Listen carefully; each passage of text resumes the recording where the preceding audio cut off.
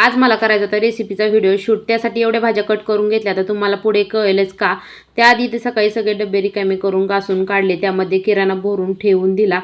आणि ते शिवच्या पप्पांनी शिवला आणले होते बुटं, त्यामुळे ते घालून मग वाजत होते, त्यामुळे काय मज्जा वेगळीच होती.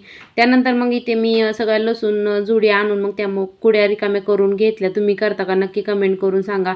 इथे दुपारच्या वेळेस शिवला केला होता वाटाण्याचा भात छान असा.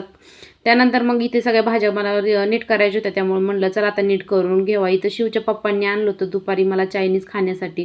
चिकन नूडल्स मला खूप आवडतं, तुम्हाला आवडतं का नक्की कमेंट करून सांगा. त्यानंतर संध्याकाळी शिवच्या आजीने आणले होते रानातून वांगे, आणि इथे मी संध्याकाळी केले होते मोमोज. त्याचे पूर्ण व्हिडिओ यूट्यूब चॅनल आहे, नक्की जाऊन बघा.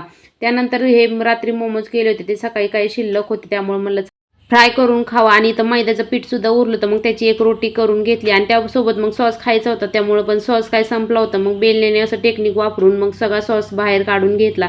इथे चपाती भाकरी आणि हुलग्याचं कडणसुद्धा केलं होतं.